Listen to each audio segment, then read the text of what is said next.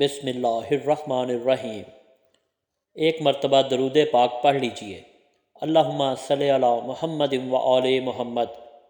ہدایت Islamic studio کے معزز ناظرین، السلام علیکم۔ آج کی حدیث بہت ہی خاص ہے جو کہ عذاب قبر کے حوالے سے ہے۔ میں اسے لفظ بہ لفظ پڑھوں گا۔ کتاب سے سنن ابی داؤد میں 4753 ہے۔ مسند امام احمد میں جلد 4 صفحہ نمبر 287 پر 18557 ہے، اور المستدرک الحاکم میں 107 نمبر حدیث ہے۔ مشکات میں 1630 نمبر ہے۔ برا بن عذاب رضی اللہ تعالی عنہ بیان کرتے ہیں کہ ہم رسول اکرم صلی اللہ علیہ وآلہ وسلم کی معیت میں ایک انصاری شخص کے جنازے میں شریک ہوئے۔ ہم قبر تک پہنچ گئے، ابھی اس کی لاحت تیار نہیں ہوئی تھی کہ رسول اکرم صلی اللہ علیہ وآلہ وسلم ہمارے پاس بیٹھ گئے۔ ہم بھی آپ صلی اللہ علیہ وآلہ وسلم کے گرد بیٹھ گئے، اس حال میں گویا ہمارے سروں پر پرندے ہیں۔ آپ کے مبارک ہاتھوں میں ایک لکڑی تھی جس سے آپ زمین کورید رہے تھے۔ آپ صلی اللہ علیہ وآلہ وسلم نے سر مبارک اوپر اٹھایا اور فرمایا، عذاب قبر سے اللہ کی پناہ طلب کیا کرو۔ آپ نے 3 بار یہ بات ارشاد فرمائی۔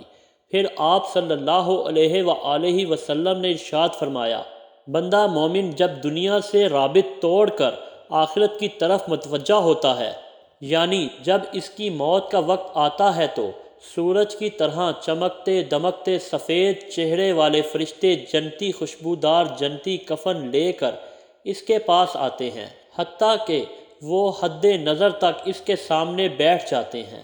پھر ملک الموت تشریف لاتے ہیں، حتیٰ کہ وہ اس کے سر کے پاس بیٹھ جاتے ہیں۔ قرآن میں ملک الموت کا نام آیا ہے، سورۃ السجدہ کے اندر، احادیث کے اندر بھی، البتہ توریت میں بھی اس کا نام عزرائیل بھی آیا ہے۔ اور ہمارے اہل سنت کے جو اولین مفسرین ہیں، امام طبری رحمۃ اللہ علیہ 310 ہجری، انہوں نے بھی یہ لفظ استعمال کیا ہے، لہٰذا موت کے فرشتے کو عزرائیل کہنا بھی جائز ہے۔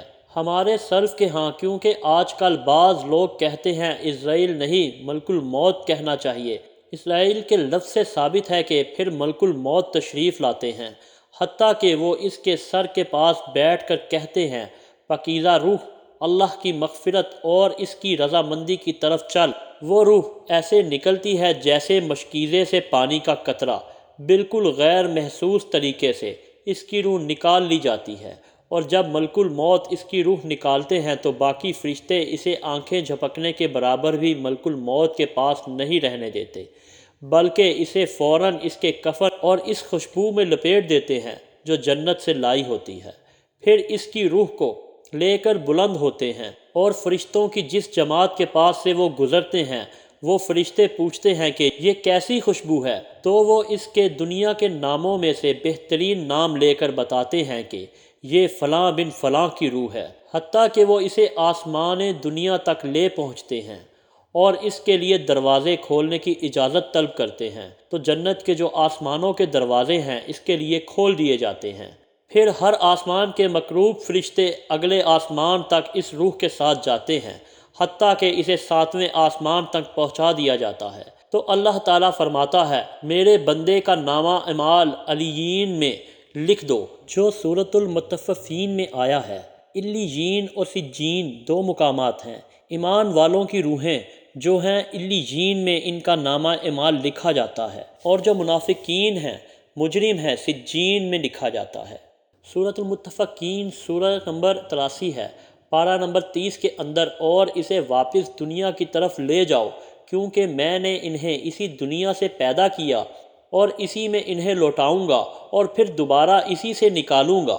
پھر اس کی روح اس کے جسم کی طرف لوٹا دی جاتی ہے۔ پھر 2 فرشتے اس کے پاس آتے ہیں، یعنی اس کی قبر میں، اس سے بٹھا کر پوچھتے ہیں، سوال کرتے ہیں، تیرا رب کون ہے؟ وہ کہتا ہے، میرا رب اللہ ہے۔ دوسرا سوال پوچھتے ہیں، تیرا دین کیا ہے؟ تو وہ کہتا ہے، میرا دین اسلام ہے۔ پھر پوچھتے ہیں کہ وہ آدمی جو تم میں مبعوث کیے ہیں وہ کون ہیں؟ تو وہ کہتا ہے، محمد صلی اللہ علیہ وآلہ وسلم ہیں۔ اب وہ جب تینوں سوالوں کے جواب دیتا ہے تو فرشتے اس سے چوتھا سوال پوچھتے ہیں، تمہیں کیسے پتہ چلا؟ ان تینوں سوالوں کے جواب تمہیں کیسے آئے؟ وہ کہتا ہے، میں نے اللہ کی کتاب پڑھی تھی، میں اس کتاب پر ایمان لایا اور میں نے اس کے حق ہونے کی تصدیق کی۔ پھر آسمان سے آواز آتی ہے، میرے بندے نے سچ کہا، اس کے لیے جنتی بچھونا بچھا دو، اسے جنتی لباس پہنا دو اور اس کے لیے جنت کی طرف دروازے کھول دو، وہاں اسے ہوا کے جھونکے اور خوشبو بھی آتی ہوگی، اور حد نظر تک اس کی قبر کو کشادہ کر دیا جاتا ہے۔ خوبصورت چہرے، خوبصورت لباس اور بہترین خوشبو والا ایک شخص اس کے پاس قبر میں آئے گا اور کہے گا، اس چیز سے خوش ہو جا جو چیز تجھے خوش کر دے، یہ وہ دن ہے جس کا تجھ سے وعدہ کیا جاتا ہے۔ وہ شخص پوچھے گا کہ اے شخص، تو کون ہے؟ تیرا چہرہ بھلائی لانے والا چہرہ ہے۔ وہ جواب دے گا، میں تیرا اعمال صالحہ ہوں، یعنی نیک اعمال۔ ایک خوبصورت انسان کی شکل میں اس کی قبر میں آ جائے گا، تو پھر وہ شخص کہے گا، اے اللہ، اے میرے رب، جلدی کر، فوراً قیامت قائم فرما دے، حتیٰ کہ میں اپنے اہل و عیال کی طرف چلا جاؤں۔ جب کافر اور مجرم شخص دنیا سے جاتا ہے تو آپ صلی اللہ علیہ وآلہ وسلم نے فرمایا، سیاہ چہرے والے فرشتے بالوں سے بنا ہوا کمبل لے کر آسمان سے نازل ہوتے ہیں اور حد نظر فاصلے تک اس کے سامنے بیٹھ جاتے ہیں۔ پھر ملک الموت کا فرشتہ آتا ہے، حتیٰ کہ اس کے سر کے پاس بیٹھ جاتا ہے اور کہتا ہے، اے خبیث روح، اللہ کی ناراضگی کی طرف چل۔ وہ روح اس کے جسم میں پھیل جاتی ہے تو وہ ملک الموت اس طرح اسے کھینچتا ہے جیسے لوہے کی سلاخ کو گیلے اون میں سے کھینچا جاتا ہے۔ پھر ملک الموت سے باقی فرشتے اس کی روح کو لے جا کر پلک جھپکنے کے برابر بھی وہاں نہیں رہنے دیتے، حتیٰ کہ وہ اسے بالوں سے بھرے کمبل میں لپیٹ لیتے ہیں، اور اس سے زمین کے مردار سے نکلنے والی انتہائی بری بدبو نکلتی ہے۔ وہ اسے لے کر اوپر چڑھتے ہیں تو وہ فرشتوں کی جس جماعت کے پاس سے گزرتے ہیں تو فرشتے کی جماعتیں کہتی ہیں، کیسی خبیث روح ہے؟ وہ کہتے ہیں، یہ فلاں بن فلاں کی روح ہے، اور وہ اس کی دنیا کے انتہائی کبھی نام کو لے کر آتے ہیں، حتیٰ کہ اسے آسمان دنیا تک لے جایا جاتا ہے۔ اس کے لیے دروازے کھولنے کے لیے درخواست کی جاتی ہے تو آسمان کے دروازے اس کے لیے نہیں کھولے جاتے ہیں۔ پھر رسول اکرم صلی اللہ علیہ وآلہ وسلم نے سورہ اعراف کی آیت پڑھی کہ ان کے لیے آسمانوں کے دروازے نہیں کھولے جاتے، وہ جنت میں داخل بھی نہیں ہوں گے حتیٰ کہ اونٹ سوئی کے سوراخ سے گزر جائیں گے۔ یہ سورہ اعراف کی آیت آپ صلی اللہ علیہ وآلہ وسلم نے پڑھی۔ پھر آپ صلی اللہ علیہ وآلہ وسلم نے فرمایا، اللہ تعالیٰ فرماتا ہے، اس کی کتاب کو سب سے نچلی زمین میں سجین میں لکھ دو، پھر اس کی روح کو شدت کے ساتھ پٹکا جاتا ہے۔ پھر آپ صلی اللہ علیہ وآلہ وسلم نے یہ آیت تلاوت فرمائی سورۃ الحج کی، جو شخص اللہ کے ساتھ شرک کرتا ہے گویا وہ آسمان سے گر پڑتا ہے تو اب پرندے اسے اچک کر لے جائیں گے یا کسی دور جگہ پر پھینک دیں گے، پھر اس کی روح اس کے جسم میں لوٹا دی جاتی ہے، اور دو فرشتے اس کے پاس آ کر اس سے پوچھتے ہیں کہ تیرا رب کون ہے؟